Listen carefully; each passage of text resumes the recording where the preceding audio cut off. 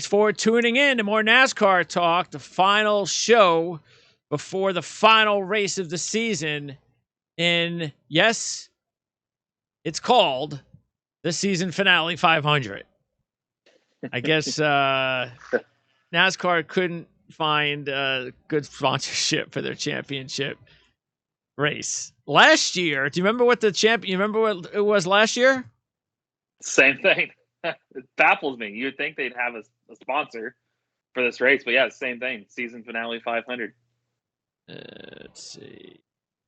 Now, I don't know if maybe NBC has something to do with that, only because the Xfinity race didn't have a sponsor again, but the truck race does for the second straight year, and they're a different network. So I don't know if maybe TV has got maybe something, because you would think for an Xfinity race, I mean, hey, one of you sponsors on the car, you want to come on this 200-mile race? Like, the fact that they don't have any, I mean, not even the Xfinity 200, the title sponsor of the series. Well, last you're year, not even putting that in there. Last year, it says Blue Green Vacations 500. That was the spring race, I think. No. It used to be the last year. Here was Season Finale 500 as well, unless they sold something at the very last second. Yeah, because I look back at the old stuff and it was Season Finale, because I got a chuckle out of that too. I'm like, oh, 2 straight years at Season Finale 500. Yeah. That's baffling. Something's got to be in place with what you would think you could find something. There are a number. It hasn't happened so much this year, but last year, and I attribute it more to the schedule changes that we all endured last year. But it seemed like a lot of the races in 2020 didn't have a title sponsor until like Thursday, Friday. Yeah. Because the previews would come out and all the stats packages would come out, and it would just be like, I don't know, call it whatever, New Hampshire 400 or whatever it was. Yeah. Back and the number of miles, not an actual sponsor. But then by the time you get to race day, the sponsor would be on there. So I just assumed they were selling very late.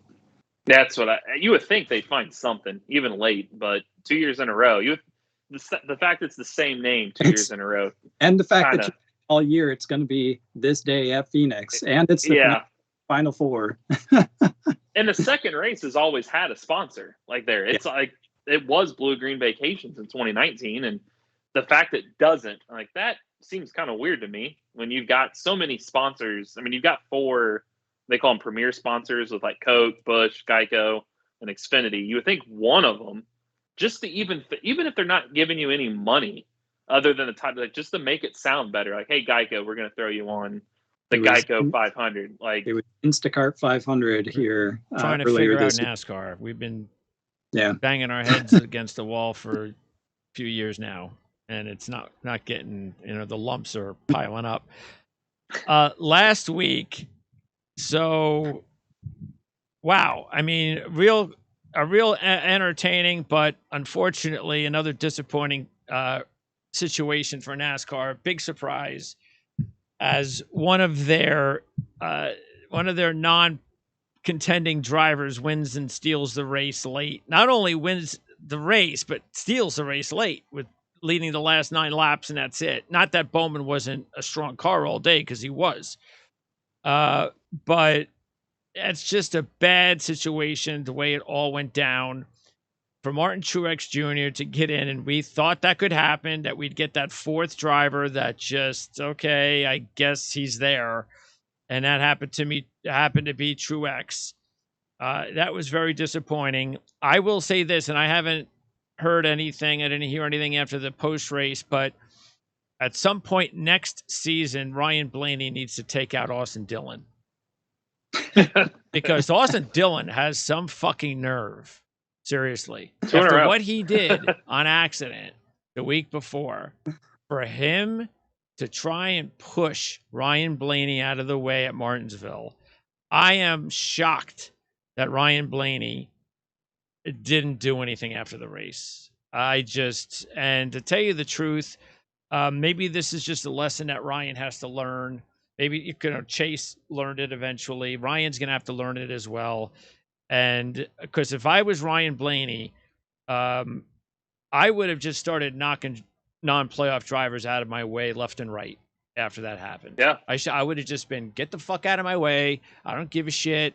You guys don't care about me. I'm not going to care about you. and he didn't do any of it. And I was very disappointed that, like I said, I don't know if I didn't hear anything afterwards. Obviously, there wasn't any, if there was a fight, we would have saw it. But Ryan Blaney's got to get tougher. To me, it's the one thing that somebody deserved to get upset about. I'm not so sure Hamlin has much of a leg to stand on to criticize Bowman, because they're both racing for the win, and you could see it had no intent behind it. It was he got loose, and that's what happens when you got loose. In fact, he bumped him the prior lap and literally gave him the lead back. So I mean, Alex Bowman went out of his way to be clean with Hamlin, and everybody can disagree with me on that if they want. But if there was one thing within the race, certainly that deserved the reaction that Hamlin had at the end, it should have been, I agree, I should have been Blaney back to Dillon 2 weeks in a row, completely ruining his playoff chances in a year which he could have won the championship. Yeah, I don't understand. It's almost like Denny Hamlin has had an issue with Bowman before that we don't know about, because it's like his remarks came from nowhere. And you can understand if he was upset and said something else, but it was almost like he was letting everybody know something that we don't know. That maybe this Alex Bowman guy is, maybe somebody that you guys just don't really know about. There's some issues with him, but I don't know. That was just really weird. But what was, I think, weirder was when he was knocked out of the race, that the fans started to cheer. This wasn't Chase Elliott against Kevin Harvick. This was Denny Hamlin against Alex Bowman. I mean, nobody cares about Alex Bowman. And Denny Hamlin, isn't he a hometown driver? Yeah, he's a Commonwealth guy, Virginia guy, yep. I don't know. What was that about? I don't know. He blamed Chase Elliott fans, but I don't think that has anything to do with just because Bowman's his teammate. So I just think it shows fans like drama. I think it just shows that they don't like that him what he said about Bowman being a but they cheered when he got wrecked.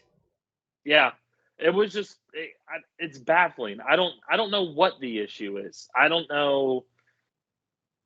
It doesn't make sense to me. Is it the younger generation versus the older generation?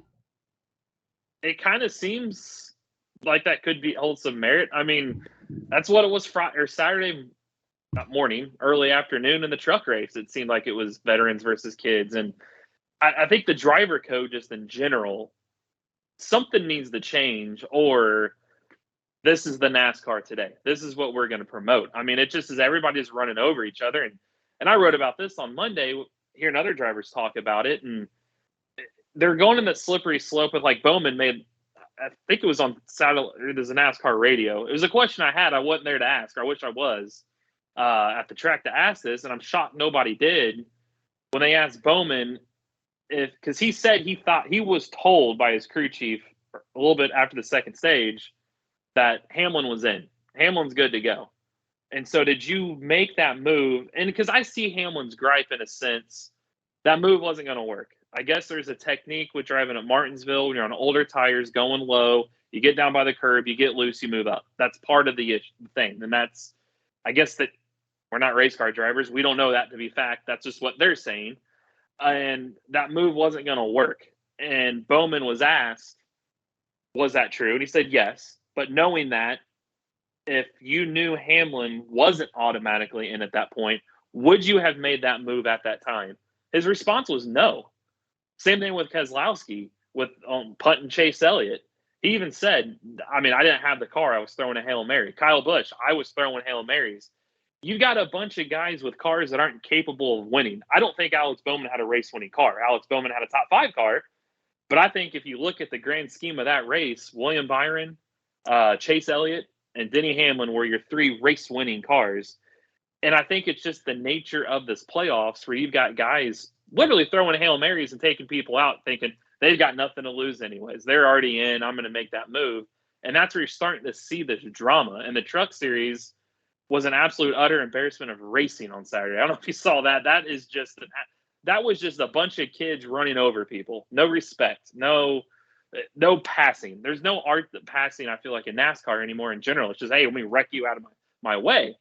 So I see where Hamlin's gripe was, but I feel like the fans' reaction to the stands is they don't care if it was their brother. It's, hey, somebody got knocked out of the way. Let's cheer. This is awesome. And I feel like that's the new NASCAR that we're getting to. But also leads to the point where you could tie it into this weekend. You got 4 drivers running for a championship. Alex Bowman just said a few days ago, I wouldn't have made that move if I knew that he wasn't locked in. I thought he was. It was a miscommunication. Are we going to get a 1, 2, 3, 4 again this weekend, which leads to believe there's something need to change with this format? Yes, so we know that. Combine all that in. Yes, it's desperately. Are we seeing moves because of a format? And we're going to get to this weekend, and a driver's already admitting, "Hey, I don't think I would have made that move in hindsight, knowing he wasn't in. I'm glad he was. He ended up making, because I feel terrible. I feel terrible of that I did that. Keselowski, I did that. I didn't do it on purpose, but I had to drive it in because I had to win. Kyle Busch, his car was shit all day. He didn't have a top 10 car at all. No. But there he was running in second. And I think that's the nature of the beast now. And I think that's why so many NASCAR drivers bite their tongue. And they're starting to speak up louder of this racing package and these formats. And here we got this new car next year. And I'll reserve judgment until I see it. But they're decreasing more horsepower and adding more down. All these fans are basically saying what the drivers are saying.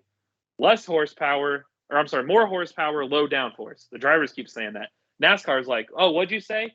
You mean more downforce and less horsepower? Like, that's the complete opposite. Well, what's the thought process of NASCAR? Why? They say this is what fans want, and I'm just baffled this is what fans want. I don't see a lot of that. It's the same thing with the times. Yeah, the start times of the race, they release those for next season. You know, it's impossible to watch a race that starts at 4:00 on a Sunday night when you're conflicting with football. That's all they've got this coming year. And they say that the fan feedback is what is driving those start times. I don't think there's a single 1:00 race next year. The earliest they start is 2 p.m. and most of them are 3:30, 4 o'clock. Exactly. That's what I want to know. Exactly. Who are these fans? Where is the survey where the fans are giving their voice? I don't see where it is at all. I don't either, because I see what the fan reactions in the stands of the wrecks, and I get that. I get that's what you want, the drama, but this racing package just doesn't seem to jive with what the drivers and the fans in general want. And this playoff format, I think for the drama, this playoff format's been great for us. Hell, I mean, good for Alex Bowman. It sucks for us in our weekly futures because we all had Danny Hamlin. Selfishly, I was like, damn you, Alex Bowman. I'm like, we had that. But on the media side, it's like, hey, that was entertaining. At least he went for it. At least he didn't just ride behind him. At least these guys are doing that. It's but a lot of them are saying, I mean, it's the only way you can pass. You're going to get knocked over. It's just going to happen. The other thing is, well, look, and I said this before, and I don't care how they figure it out. And we'll have a lot to talk about in the off season because we're going to do a lot of creative shows to kind of gear towards what would we do if we were running NASCAR. And what I would say is, hey, maybe this is a homework assignment. Figure out a way where you could have 20 like what do they have, about 20 drivers at an all-star race? One of those 20, right? Depend, yeah. Right. It's 16. It could range. You got the playoff drivers from the year before, so you already automatically got 16. And if you're not part of that, so 16 to 20, like past, roughly. It could be more than 20, depending on who wins. Okay. And not, yeah. Think of a way where you could, and in the last race only, have around 16 drivers, all of them winner take all. We have to figure out a way to get there, to make it reasonably fair, because golf does it.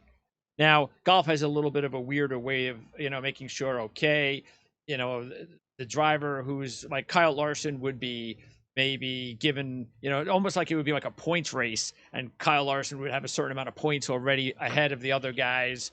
So it's different the way golf does it, but at least they give everybody a shot in the final. So, hey, if you could shoot 62, 62, 65, and 65, you might be able to win if you're like 18th heading into the.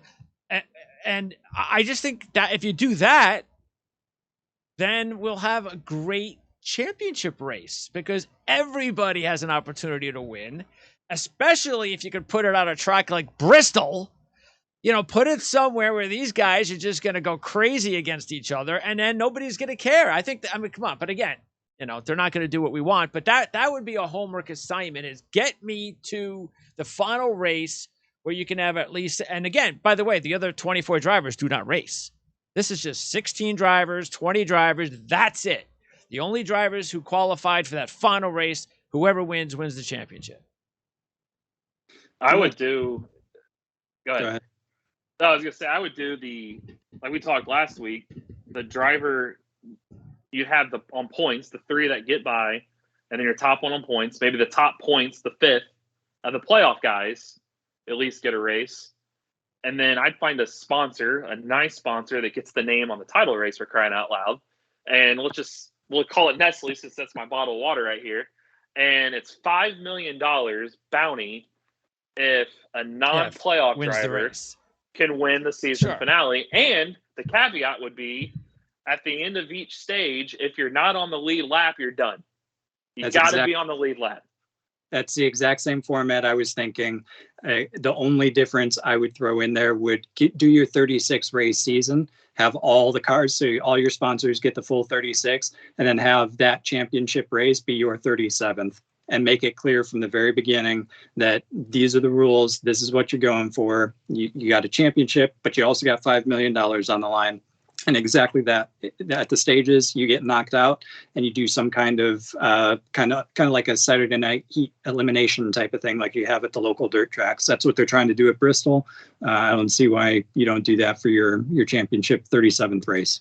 And after the second stage, you have a big musical act like you do the Super Bowl and a halftime show right there at the start-finish line. There's your halftime show. Make your adjustments, and we're not going to have a 156-lap final stage. We're going to have a 50-lap shootout under the lights, crown the champion. And it's only going to be 14 cars. Be at Bristol.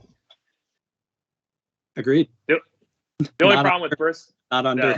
The only problem with Bristol is, and I have this coming up in my 5 burning questions about moving it around, is NASCAR is not going to give up, because Bristol's sanctioned by. Oh, SMI. I know that. Yeah, I know. That's Martinsville. Go to Martinsville then. Martinsville's a NASCAR sanctioned track, and at least it's better than Phoenix. In the Eastern time zone.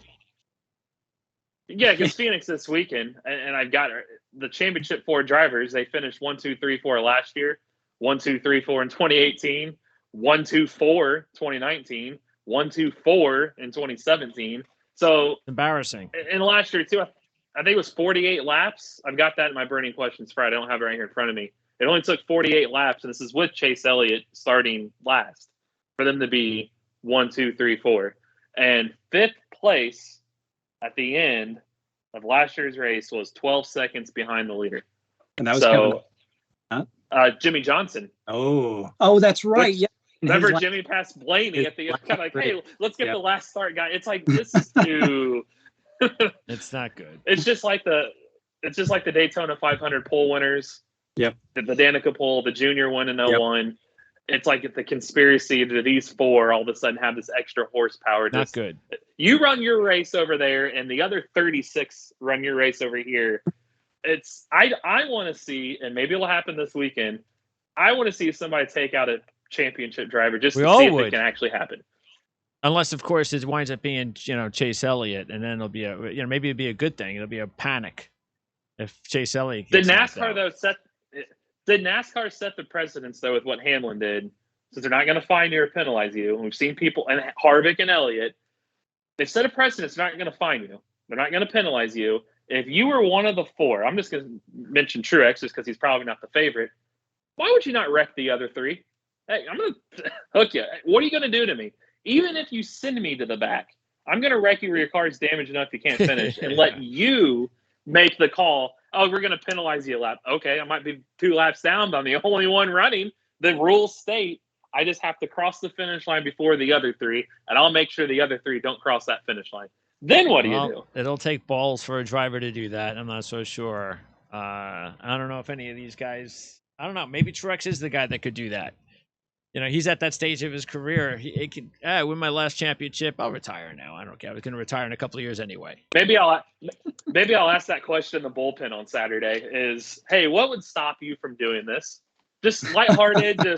I'm just curious. Sounds good. It's like, just like if you were playing a one-on-one game with Shaq, and you only had to play to 5, and the dude can't hit a free throw. I'm just going to foul you every time you touch it.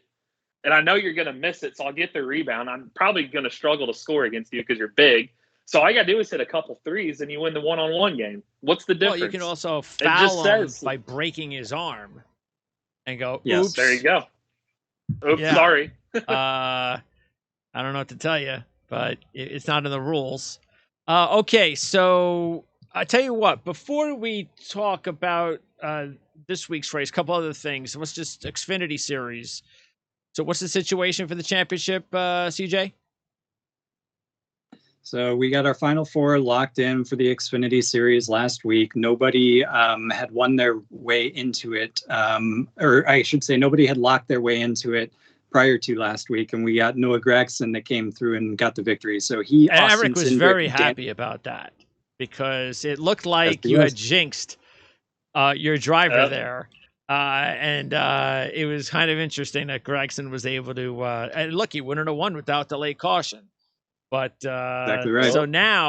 So we still have the opportunity for Eric's next wish to come true, which would be Daniel Hemrick winning his first NASCAR race in the finale to win the championship. No, not winning. I wanted to finish second. Finish second.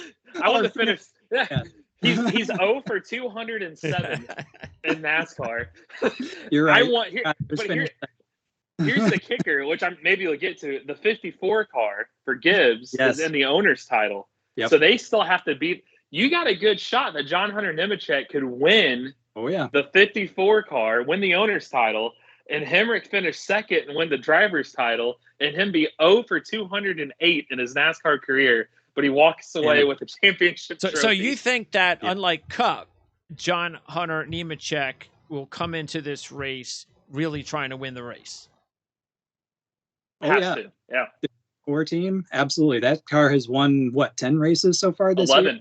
11. So, and the highest a single driver has is Allmendinger with 5. Well, Cindric's got 5 too. Okay. And you got to think too, the owner's title is the same as the driver's title. It's the first car to cross the finish line it's just, since that car has had different drivers in it all year, it's eligible because it's won 11 times and it's a really good race car. So that would mean something. Yeah. Yeah. That car is not going to pull over just because it's not in the championship 4 on the driver's side. Let's root for it. If Hemrick finishes second, he'd be literally So what we want to do is we want to wager on Nemechek to win the race and Hemrick to win the championship. And it very well can happen. Gibbs is good there in the Xfinity Series. And that 54, that would just be the most fitting. And then the trucks, you got Crafton, who hasn't won in 37 races, can win the truck championship. Matt Crafton is winless. We got Zane Smith, Ben Rhodes, and John Hunter Nemechek. Nemechek would be the favorite there. He's got 5 victories on the season, but Matt Crafton has yet to win this year. He's in the championship 4. And he's won 3 titles in his career, so that could happen too. He could finish second and win.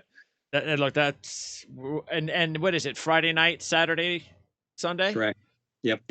Which driver, if any, give me the drivers that you think want to win on Sunday, no matter what, and you really believe that they will try and win. Harvick. Okay. Di Benedetto? I'd say Di Benedetto.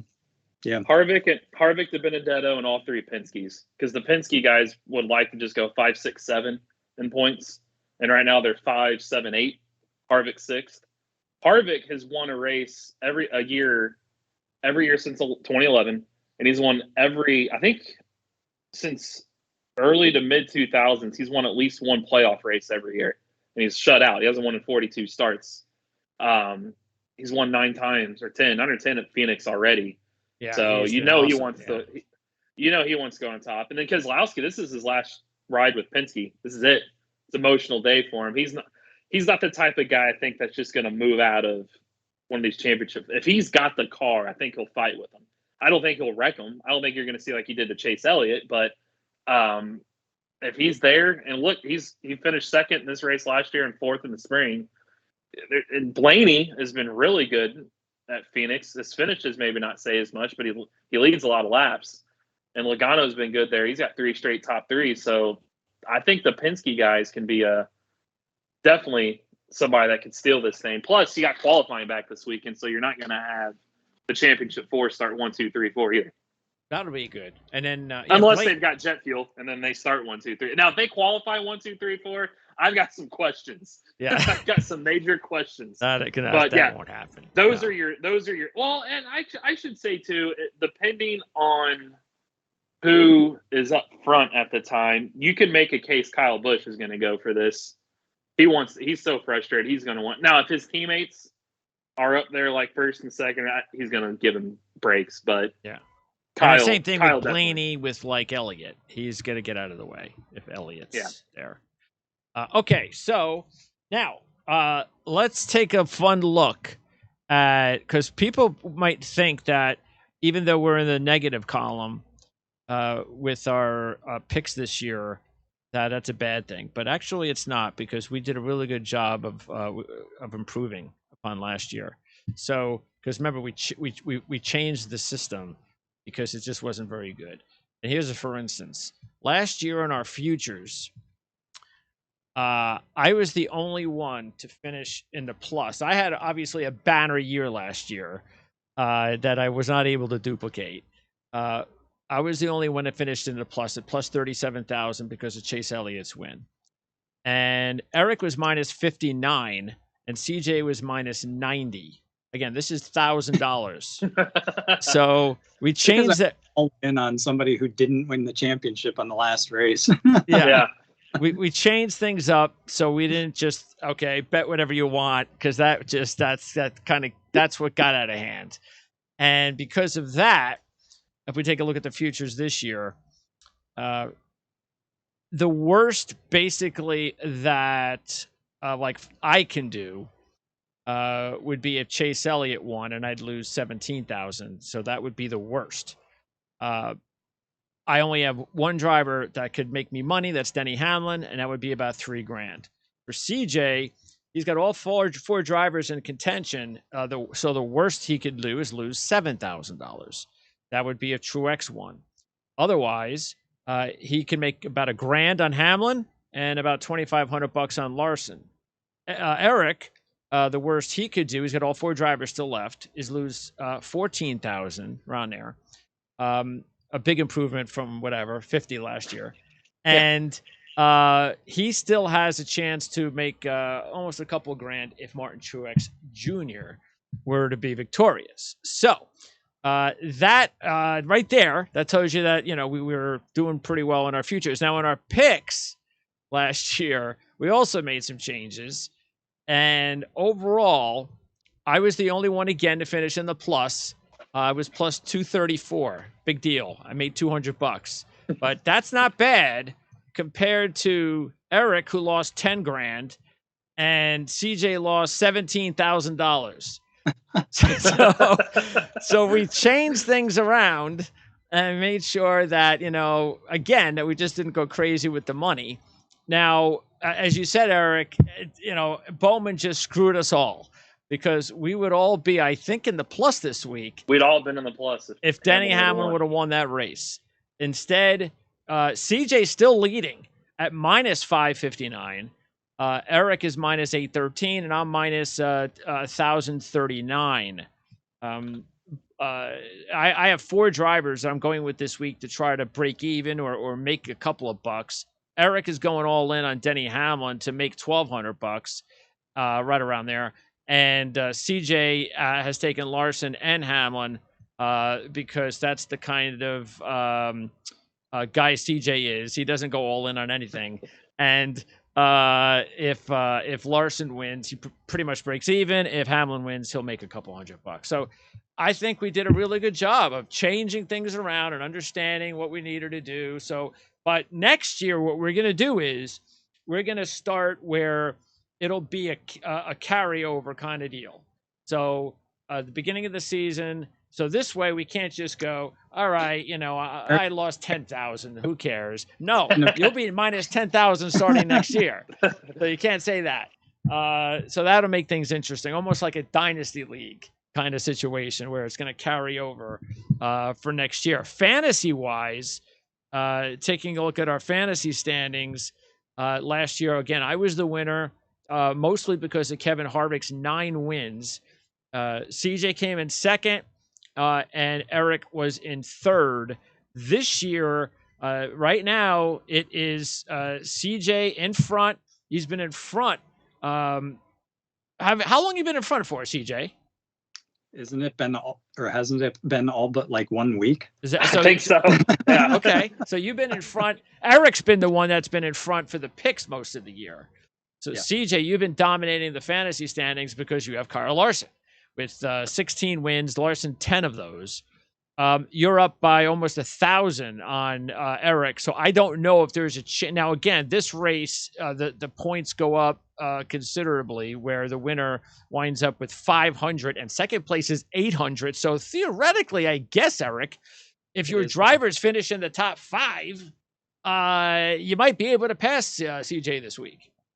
Yeah, but he's got. But we know how the system's rigged, so yeah. That's not gonna happen. You have 2 or 3 of the championship fours. I know I've got Hamlin and. Do I have Hamlin and Truex? You have Hamlin and Elliott. I got Hamlin and Elliott. You got Truex. So CJ's got Larson and Truex. So I pretty much need to go 1-2 because his guys would be 3-4 or mingle. I don't know if there'd be. You never know. They might be a little bit. Maybe one driver finishes outside the top 5. You never know. This would be the year, I think, after last year shows that if you're 4th out of the 4 or 3 out of the 4 come into the last pit stop round, you got to go opposite. You can't go 1, 2, 3, 4 again, because if you're 4th, you've got to do something. So yeah, this could be the chance where we don't see one. We might see 1, 2, but maybe we don't see 1, 2, 3, 4. Maybe you see a couple guys take a risk. So sure, that'd be the only path. And as far as the preseason, our playoff predictions. So again, I had Ryan Blaney as the winner, so that didn't work out for me. I also had Truex, Elliott as my 2 right picks in the final 4. CJ, you have been riding Kyle Larson. He must be your favorite driver now. Because he's been kicking ass for you and your fantasy team. He's your champion from the preseason. And you also had Hamlin in the final 4. So you had two drivers in the final 4. And Eric, your champion was Hamlin. And you're riding Hamlin. That's no surprise. That's why you're putting all your $500 on Hamlin at 4-1 to make $2,000 this week. And as far as your final 4, you also had Chase Elliott. So we all had 2 drivers in there, but you guys still have a champion. Your champion drivers left. It's Larson going up against Hamlin, CJ against Eric. So what do you? So let me ask, because I know where Eric's going, but you have Larson as your championship pick. Are you going Larson or Hamlin right now? Who do you think is going to win it, Larson or Hamlin, CJ? Larson. That's not being a favorite. I have got him. You completely believe this is it. He's gonna do it. I believed it from the second he signed with Hendrick. It was he's done so many different disciplines. He's been so successful in all of them. This was his chance to get his career back on track, and he's doing it with Hendrick. He's been with, or is now, in equipment that he's never been with before. Even if I look at the Phoenix results from earlier this year, where he didn't do so great, he was still 7th, led 1 lap. I got to believe that was kind of a test session. I think they knew very early on that they were going to be very successful this season. They've gone forth and they've conquered. And I think he's still got something left in the bag. I mean, look at what Chase Elliott did last year at this track. No reason that Larson can't do the same this year. I think that's the one thing, though, that I'm worried about the most if I'm backing Kyle Larson, Eric, and that is that I just don't know. It's still a mystery because we have seen him come to tracks that he has not been successful before this season and dominated because he's got the new equipment. But I mean, okay, maybe CJ's right, and that's what that was, and that's all that was. But we don't know. Maybe he was trying to win the race, and they couldn't. And if you look at the history, including this year, when he's had a dominating car, he just hasn't shown it at this track. Now, we don't know also what he was doing last week because he led laps last week. Was he trying to win the race? We don't know. He wasn't good at that at Martinsville. And once again, he didn't really, it didn't work out for him, but we just don't know. We're just guessing if Larson dominates and wins, and obviously CJ's right all along. If Larson struggles early, especially, and he's third or fourth instead of first or second, and after the first half of the race, he hasn't really led many laps, I think he's in trouble. On the opposite side, if he comes out blazing, has a good qualifying session, maybe he's first or second, starts leading a lot of laps early, then I think everybody's in trouble. So I think we're going to find out real early whether Kyle Larson is going to win this race on Sunday. Yeah, and for Larson, you look at the speed on short tracks. Hamlin has had it all year, right? I mean, he's led he led 103 last week. He always seems to be in contention on short tracks. The drawback against him is he hasn't won the big one. He hasn't won the last race. So here we are to the last race. We know he's going to have the car. This is the time. You can make any case the years before, but if you go into this round, you take Kyle Larson is out of it. Hamlin's got the car to win this thing. Can they put it together? On the Larson side, I would say I felt more, if you're a Larson fan, more encouraged after last week, even though he didn't show it a lot. But you also got to look at the reason he wasn't up front was he had 2 speeding penalties on pit road, or he would have been up front. And one of them, he exited the pits first. He was speeding. He went to the tail end of the rear. And when you line up there, it's not you're the last car lined up on the lead lap. You're behind all the lap cars. So if you don't get the luck of the caution, you got to pass all them again. But you look at what his teammates did. I think Hendrick in general led 374 of the 501 laps. When that was the big question mark going into last weekend was, whoa, Gibbs and Penske have the top 2 750 package for short tracks, and Hendrick's been playing catch up. Well, I think after last week, I think it goes to show Hendrick passed Penske. Gibbs was right there. Hamlin was okay. He was okay. I don't think he was fantastic by any. I don't think he was better than Larson or Elliott. I think they caught him. Kyle was off. Bell was off. Truex was just okay. So it almost to me looks like Hendrick caught Gibbs, according to last week. Granted, this is a different week, so I think it's a little more even going into this week. So if I'm Hamlin, I'm a little more concerned. If I'm Larson, I'm a little more encouraged. And I also think they were testing a little bit for Phoenix. The interesting thing is that you would really have to kind of feel maybe, because look, if Truex wins, it's going to be a surprise just because they haven't really done a whole lot to even deserve it. So, but who knows? It's just that any driver that seems to be the fourth, that kind of you don't really think is going to win it, usually doesn't win it. And that's just been the case. I can't recall someone that won the championship where he went into the race, over the last several years and surprised everybody. I don't know, I'd say Logano, maybe in 18 was probably the only one. Well, I picked Logano that week, but I don't think that, I don't really think he was a big upset. Like I said, Don't you think if Truex wins, this is going to be like, where did that come from? I mean, he hasn't done anything. Yeah, he would be the Cup version of a Crafton or a Hemrick. Like, well, Larson and Hamlin have been, but if you dig deeper, which I almost put some money on him this week, was he won in the spring there. Sure. He's the last guy to win at Phoenix. And he also out of the 7 years of this playoff format since 2014, just this format in general, 5 of those 7 years, you know how many race wins the champion had that season? 5. You know how many wins Truex has right now? 4. Chase, it is so similar to these. It's not even funny. It's like, what in the world?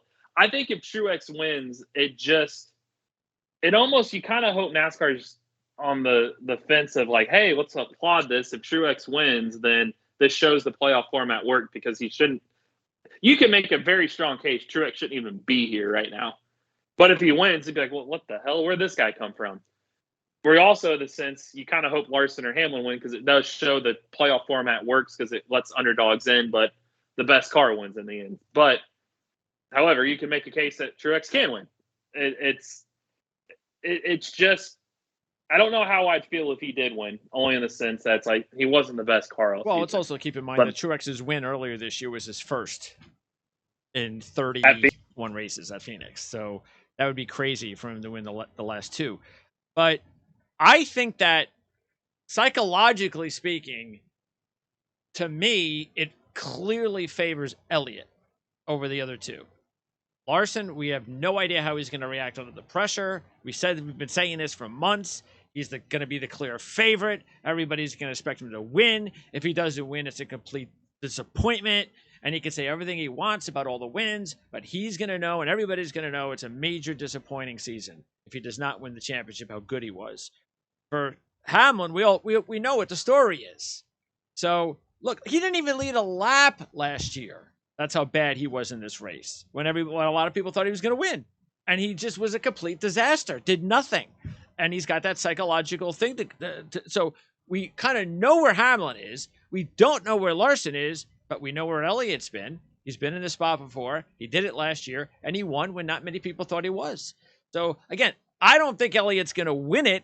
But I would, if someone came and just said, you know what, out of these four drivers, I'm taking Chase Elliott. Maybe that's the way to go. It's hard for like a repeat. I mean, that's what's odd is, other than Jimmy Johnson and Jeff Gordon in 97 and 98, those are the only two drivers that repeat since 1995. I don't know why it's so hard to repeat. In this era, Kyle Busch is the only one to repeat under this format. So, yeah, I would say if you rank the four, oddly enough, I'd have Truex 3, Elliott 4. But then again, like you said, I feel like Truex and Elliott are kind of playing with house money, because Elliott doesn't have any of the pressure. Yeah, I feel like there's Truex absolutely Truex and him are just riding the we're happy to be here type crowd. But that's like going to the Final Four and your fourth guy happy to be here is like Duke. It's like, whoa, that's a pretty good team that's happy to be here. Those are good teams. But like you said, if you're going to have adversity probably at some point in this race, how does Larson and Hamlin? I just worry, because I had a front row seat to this for, 12, 13 years, is Hamlin the Peyton Manning of NASCAR? What's he got to do to win the big event, the big one? I mean, Peyton Manning, we did all here in Indy, watched him regular season champion. I mean, that guy it just got to the playoffs, and we always call it the happy feet around here. Peyton was so confident in the regular season, in the playoffs, those feet are dancing. He's not confident anymore, and his play showed. Is Denny Hamlin that way? Does Denny Hamlin have all that confidence, and then you get to that championship round, and it's just like, whoa, everybody's equal playing field. I can't beat these guys head to head. We overthink it. You got the big piece of tape at Homestead, like you said last year, didn't lead a lap. I think, and I'm going to ask him this if he doesn't win on Sunday, is if you don't win this year, is this now in your head? Can you even overcome this? You got a new car coming next year. Nothing's guaranteed. If you can't win out of these 3 years, are you ever going to? Is that you in that boat? And so I feel like if something goes wrong Sunday, that they have the mentality and the willpower to overcome that? Or do they go, oh my God, here we go again? Like, what do we know about, the crew chief and the main guys that are with him? Were they all there with him last year? Have they all been pretty much there the last 3 or 4 years? Is he pretty much with the same group for the last few years? Yeah, there's only, I got this, I think I put this up today. There's 6 guys and we're only going back to 2019. There's only 6 driver crew chief combinations that are even still around from 2 years ago. And they're one of them. And Chase Elliott and Gustafson are the other. And like Bowman and Ives are the third.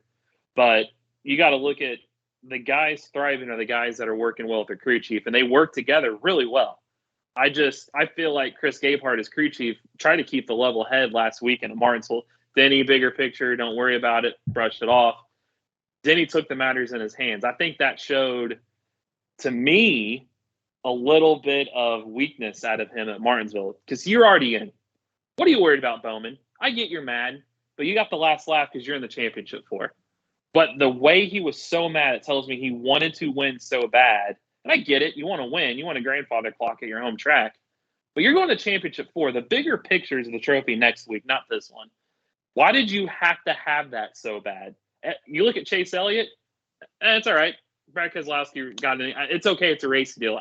He didn't care. He's just so cool, calm, and collective. Hamlin freaked out. So that worries me a little bit going into this week, because it's going to be a point. Hamlin's going to be 4th out of the 4, whether it be a pit cycle, something's going to happen. Can you stay calm enough to get back? Where I feel like Elliott can. I feel like Elliott is, to circle back to what you're saying about him, just he's playing house money. He's so even keel. Yeah, you can make a strong case. I almost did. I almost punted on Hamlin and split it on Truex and Elliott, but I wanted a higher positive range on the future. So I rode with Hamlin, but you can make a case the two guys that aren't probably the favorites coming in could easily win this thing. I would not be shocked if either one of them did either. I mean, I could look at it one of both ways, especially because I don't really recall Denny being that type of guy that has flown off the handle very much over his career. So I don't look at him as this, Kyle Busch type character. And so I could look at it 2 ways. One, you're exactly right, and the stress is getting to him, and he blew up, and there's the sign right there. Is that he's just not handling the stress very well. I could also look at it in a positive sense, in that, okay, you're dialed the fuck in, and you really want this, and you are gonna just knock anybody out of the way that you can to win this thing, and that's what. And look, the race was over. He couldn't do anything. So what did he do? He got up into Alex Bowman's, fender, and the only thing he could do. So I think it could be that way as well. I think it could work to his advantage, and there's no doubt that he needs to get off to a good start. Just no doubt. And I don't mean that, and it all depends on qualifying too. I mean, because who knows? But what I mean by good start is if he qualifies 10th, that he, slowly makes his way up, even though, again, most of these guys are going to probably let these drivers through. But I just think that if he can, because I don't think he wants to be in that position where he was last week, where he's going to have to move up the field at all, or he's in 4th for most of the race, or even for the first half of the race. But on the flip side, what I probably don't want to see Denny Hamlin do is lead a lot of, dominate either early. I just don't think I want to see that if I'm Denny Hamlin, because if he's dominating the race, you almost feel like something bad is going to happen. So, but the bottom line is I kind of think it could work to his advantage, and who knows? I guess we'll find out on Sunday. CJ? I agree with Eric. When I saw his reaction at the end of the race, knowing that he was pretty safely into it and he got that upset, that worried me, because that showed me how much pressure he's actually feeling. And I take it even further back than last week. Look at this entire season. He's been arguably the fastest car, even faster than Larson through the entire season. How many times did he get knocked out of the win through some fluke issue where he should have won the race? I think that he probably could have as many wins as Larson. We could have been looking at a Harvick and Hamlin situation last year where they were tied with 9 wins each, I think it was. But last week, when he was clearly in, just as Eric said, you've got nothing else. The big picture is next week.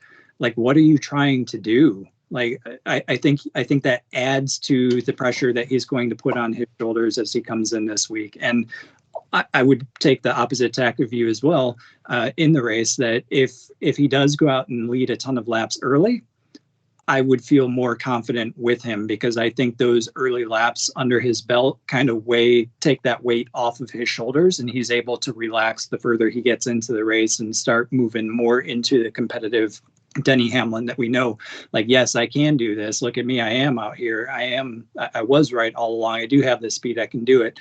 So like Larson, I agree. We're going to know where Larson stands very early in the race. I think with Hamlin, for those reasons, we're going to know where he stands very early in the race as well.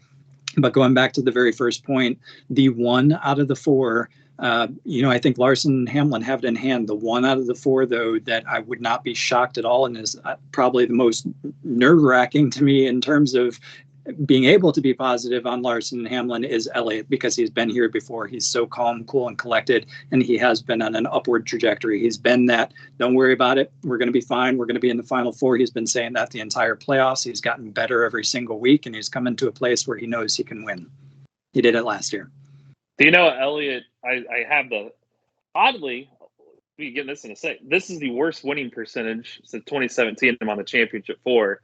Well, you could say this is one of the best championship 4s we've had, which I thought was odd. But I was looking at Elliott's stats. Like you said, Elliott had 14 top 5s last year going to this race. He's got 14 top 5s this year going to this race. He had 21 top 10s last year. He's got 20 this year. He's only led like 150 less laps. His average finish is 11.8. His average finish last year going to this, 12. Driver rating, 102.3 last year, 101.5. It's like, it is so comparable to last year that I think he knows that. And I think it just, if there's any of these guys that can be 4th out of 4 for majority of this race and not flinch, it's him. I wouldn't be shocked if you're just going to look up in the final 30 laps, final pit stop, like, where in the hell did Chase Elliott come from? And just these stats, it's just so similar. He won last year, and Hamlin's actually got better stats than he had last year, minus the win category. So something's got to give. And I think that's what makes this round at least fun. Yes, it kind of sucks in the sense that you got 4 drivers and there are going to run probably 1, 2, 3, 4, and points are all out. Just one of them wins in the end. That's it. But it's also compelling in a sense we don't know who truly is going to. In the past, like, yeah, you got an idea. These are the best guys. You can make a strong case for and against any of these 4, which I think makes it at least fun. We at least have a good grouping here that, to me, it's still as wide. It shouldn't be wide open with Kyle Larson winning 9 times and 25 top 10s and 2,474 laps led. He should be the guy. But if this was a 1.5 mile track, we would be sitting here going, "Oh, this is over." If this was Homestead like it used to be, I would just get, why are we even showing up? This guy's got it. Yeah. So that's why I also think, which is in my burning questions Friday, is this.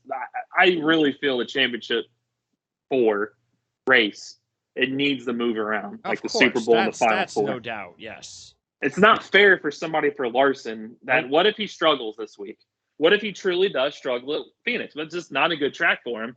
That's not fair. No. To end the year every year for this guy that dominates 35 races, and you say, "Hey, great those races, but sorry about your job here because you're not good here, and somebody else is going to steal it from you." So I feel like, but next year we're back at Phoenix again. I'd like to see a rotation. I'm okay with Phoenix once every 3 or 4 years, but every year they said it was going to rotate, and it hasn't yet, and I fear it's not. And one more thing with Hamlin, let's keep in mind that he has never, his attitude, his way of thinking, like you say, he's showing pressure. He's never showed this before. And so I could look at it as scary as it looks, what's worse? He still he's anything else he's tried hasn't worked. Maybe that cool, I'm going to win this race kind of way of coming in. So whatever he's going through his head is definitely different this year. And to us, it looks like it maybe is a negative, but who cares? Try something different. Maybe having more pressure on him is a good thing. Could be. So who knows? We'll see. Okay, so the only reason that I put a couple of long shots in was just in the inevitability that some crazy thing happens. Because I figured, see, unlike you, I figured, look, if I could just get into the plus, I don't care if I make 500. Nothing's carrying over anyway. And you were ahead of me anyway. So even if I put the same amount of money I put on Hamlin that you did, I was going to lose. So I figured, all right, I'll put in a couple of other drivers like William Byron, Almirola, and Di Benedetto. Almirola because he's been pretty good at this track over his career, and even was pretty good last week. Byron for obvious reasons, because how hot he is. And again, Di Benedetto because we know that he'll do whatever it takes to win a race. So again, Harvick, though, is the one driver you guys pointed out. Were there any other long shot drivers that you would have considered if this was all kind of even and you knew there was a chance that a driver other than the top four could actually win this race? CJ? Probably the only other one, we talked about him a little bit, probably would have been Joey Logano, to be honest with you, just because of how well he did here in the spring. But in terms of long shots, certainly at this race being the final race, no. But I think you nailed it with the ones that you got. Kurt Busch might be another one to consider. Maybe even Harvick, just based on his upswing. But of that bunch, I think Logano, just because of how well he did here in the spring. Yeah, because Logano has led at least 60 laps in his last 4 trips to Phoenix. 643 laps this year. Third in this race last year, 125 laps. And in the final, and then first last March. So he's been really dominant here lately. And I was trying to fit him in. I just couldn't statistically, but I was trying to get Logano into that mix as well. Harvick, by the way, is sitting at 28-1. The only reason I decided to stay away from him was because since he's been pretty bad this year compared to recent years, he was 6th this year and didn't lead a lap. So it was almost like, here we go again. He's just not the same driver, even though he's been pretty dominant here. How about you, Eric? Are there any other long shots that you would have considered? Yeah, definitely Keselowski and Logano. Just Keselowski only for the emotional standpoint. The last race, I don't feel like they still have a car to win. It's Phoenix. It's a short track. The horsepower deficiency. Yeah, you might be able to finagle one out there. Logano's been really good there. Harvick scared me, like you said, in the sense too. He was so dominant at Phoenix. We always call him the king of the desert. He's not won since this reconfiguration there. He's actually struggled since this reconfiguration. He's got one finish better than 5th since then, and he really wasn't a factor much in that race. So that scared me. But my only other couple I would have chose was Christopher Bell. He was 9th in the spring. I feel like he runs really good on 750 tracks.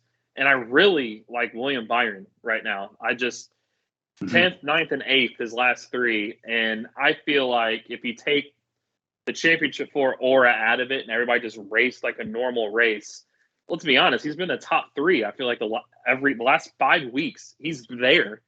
That I feel like he gives a little bit at the end because he doesn't want to take somebody out. He's just racing nice. Well, what if he's first? What if he's first with somehow maybe it's a caution and he comes out first and he's got 40 laps to go, something like that. And let's say Larson or Elliott are 2nd and 3rd. Now he comes off the start. He's in first place. 10 laps go by. He's got a really fast car. Does he say to himself, these guys are going to win the championship anyway. They're 2nd and 3rd. Let them fight it out. Or whoever is even in 2nd, as long as it's one of his drivers, he's still going to win the championship. I'm not just going to kind of pull over and let him win the race, right? I mean, wouldn't you think that would be a point where Byron would try to win the race? Absolutely, he would. Absolutely. Yep. He would. Him winning keeps the Gibbs car out of victory lane. Because then it's just you. So you got to think the teammates, if they're not in the hunt, that's why they're still going to race. I feel like the teammates up front, Kyle Busch, Christopher Bell, Alex Bowman, William Byron, if they're up front battling the other Gibbs cars or Hendrick cars, depending on which teammate it is, they're going to race them hard. They're not going to wreck them. But if they win or they take a 2nd or a 3rd, they're making it harder for the other one to come through. So, yeah, if you're winning and you're the teammate, no, you don't pull over. You want to stretch out even further. That way, if something should happen to your teammates behind you, it's going to make it harder for that Gibbs car to catch you too. So, I think and this is a very good track for him to do that at. I mean, I feel like next year, the big storyline, which we could talk in the off season, is who's going to be the next breakout guy. Cause I have the preseason championship odds and Byron is 50-1 entering this season and Bell is 50-1. What are they next year? I'm curious what they're going to be next February, because right now you can make a strong case that those two and Reddick, I think those 3 are running better than a lot of other playoff drivers were even coming in. I would take those 3 over Truex if you want to say around overall package right now. And I feel like they're that good. So that's why I would give them the nod. I just feel like they're up front more than not right now. And I feel like why would that change on Sunday? Now, quickly over the track trends, Richmond would be the most similar to Phoenix based on shapes and the corners, basically, of the track, similar to Phoenix. Yep, Richmond and Richmond's the shape. You could say Richmond and Loudon are your two. Okay. That it seems like when you get the same results all 3 places. Okay. And I know the same tire they used in Loudon, they're using this weekend in Phoenix. And forget Dover. Because of the concrete service, yeah. Yep. Okay. Paint, yeah. And now we'll find out, because we don't know. We're recording this on Thursday, what the starting lineup's going to be tomorrow. But 11 of the last 14 have started in the top 10. 50% of the last 14 have started in the top 2 rows. That includes a couple of pole sitters. 8 of the last 9 have started in the top 10. 4 of the last 5 started in the top 5, including last year's pole sitter, Chase Elliott. And as far as cars, it's been Toyota, Chevy, Ford last 3, so that doesn't tell us anything there. But it's going to be interesting to see how qualifying does go, because it can't be the 4. It just can't. And also, will somebody screw up, and will a driver start from the rear? So that'll be the key. I think you're going to see a lot of. Not that it should matter. Because they'll just open up. It won't matter. Yeah. I think you're going to see the same 4 teammates. So there's 4 in Gibbs and 4 in Hendrick. They're going to qualify around each other.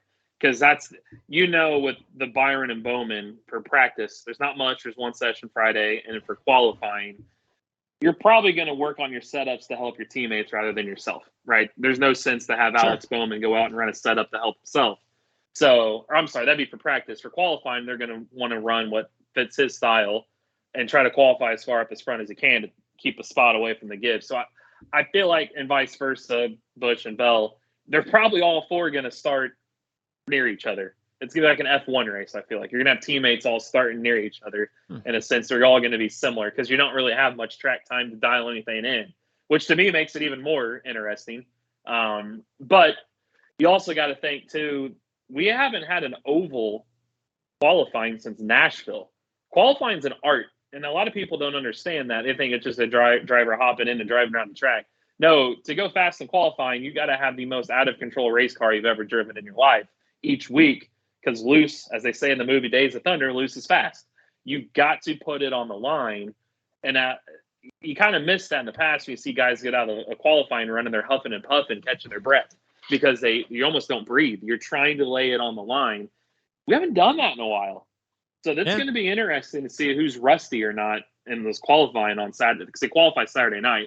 So there's going to be a lot more downforce on the track. Who should be, based on just, past experience and so forth? Who do you think has the edge? Toyotas and Gibbs have always been good there. They've always. So you think Hamlin? You think Hamlin and Truex have the edge in starting in front? And Truex never was a great qualifier. He was okay. Hamlin was always really good. So I would say Hamlin, and I'm curious what Kyle Busch does, because we've always said what happens when you give him some practice. Well, he's going to have some practice. That's true. You might have a front row of Hamlin and Kyle, but I feel like Larson and Elliott are really good qualifiers too. Okay. I feel like they'll be right there. Truex is the one I worry a little bit more, but I just want to see if the Penske's, if last week was an anomaly, or did they lose a little bit in their 7th? Because if not, they're fast at Phoenix too. So it's still going to be the same big names up qualifying up front. I don't think unless somebody wrecks, and you're not going to do that. You're just going to lift and start in the back. And how would you rank the best teams when it comes to they're going into the pits? How are they going to come out? Would it be Hamlin and Larson? Do they have the edge 1-2 with Elliott 3, Truex 4? How would you rank it? That's the way it played out last week. Yeah, it was a constant battle between Larson and Hamlin. So I think those two, from a pit stop standpoint, we'll see how that plays out later in the race when it comes to strategy calls. And you're maybe you're the 4th car and you've got to do something different. We'll see how that changes things. But I do think that Larson, Hamlin, from a teamwork perspective or teammate perspective, are going to be top in terms of the fastest pit stops throughout the day. You agree with that, Eric?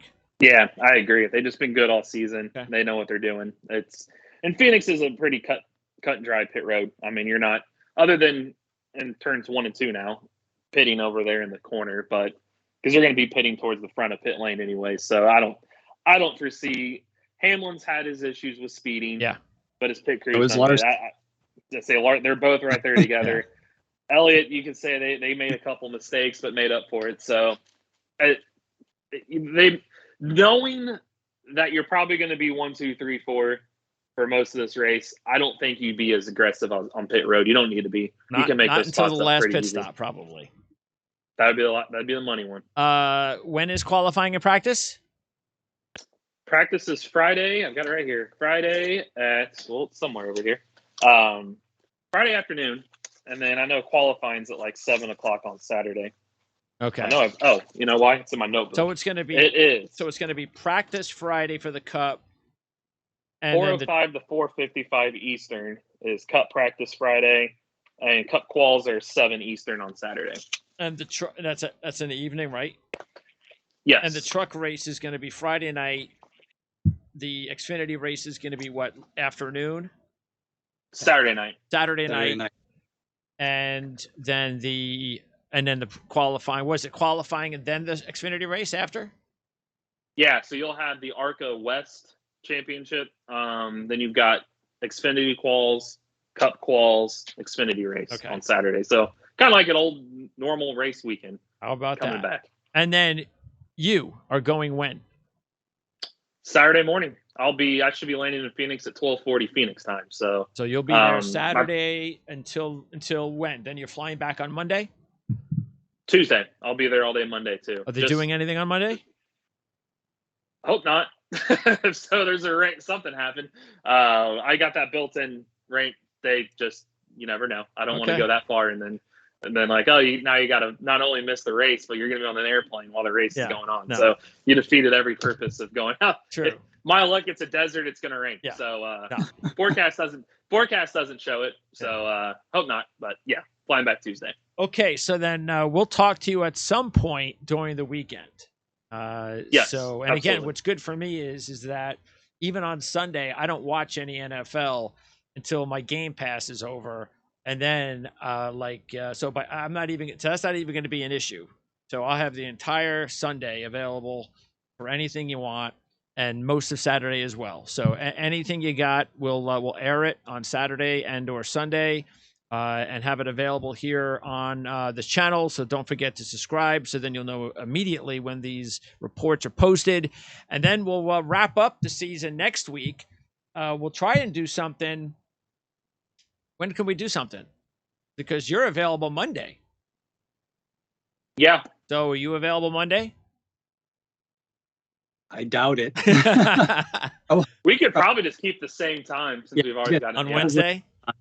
Probably Wednesday would be best. Yeah. Okay. Sounds good. So that's probably what we'll do unless something really freaky happens. But again, chances are we might talk to you on Saturday. Could be Saturday night after the race if something really interesting happens. So that's exactly that, and I'm definitely thinking a morning race day. We can do a race day show out there. Sounds good. Live from there, as long as no traffic issues. I'm going to try to go early enough to where I'm beating the traffic, since I've got my wife and kids not going to be with me. Hey, there you go. I could go. No wonder why you took the extra day. There you go. Just relax in some silence today. And then we'll let everybody know, too, about as soon as we can, we're going to have a really cool off season. We're going to have a whole bunch of new things happening. So we're really excited about that. So, guys, appreciate it. CJ, you're going to work on everything this weekend at RotoWire, correct? Yeah, we'll have the fantasy preview for the trucks up on RotoWire tomorrow. And then we'll have Cup and Xfinity fantasy previews up on Friday before the races. And then we'll have our final NASCAR barometer of the season up on Monday. And your predictions, truck? Hunter Nemechek. Xfinity? That one's a little bit tougher. I'll go with Cindric to repeat. Ooh. Eric, I know who you're rooting for, or what you're rooting for. But who do you think is going to win? So trucks, I actually, oddly enough, think Zane Smith, just because he's only had 2 top 5s all year, but he's really good on short tracks. He finished, I think, runner-up at Phoenix last year. And GMS, his teammate, won the championship there last year. So I'm going to go with a little bit of an upset. Zane Smith, my brethren, I guess. Smith winning Friday night. No relation, and then I agree with CJ. No relation. I think Cindric is going to take it on Saturday. I will say I want Hemrick just because I think it'd be awesome for a second-place driver to win the championship that win. Yes. But Gregson's going to give him a run for his money. He's really good on short tracks. He's won 2 of the last 3 short tracks. He was runner-up at Phoenix last year in this race, so he's got a shot. And then obviously, my Sunday pick. By the way, the Cup Series can use Noah Gragson. Yep, I agree. Shotgunning a beer and after victory is awesome. That was awesome. All right, guys. Great job as always. Eric, we'll talk over the weekend. CJ, we'll talk to you sometime either over the weekend or on Wednesday, which most likely means Wednesday. So thanks a lot, guys. We'll talk to you soon. Thank you.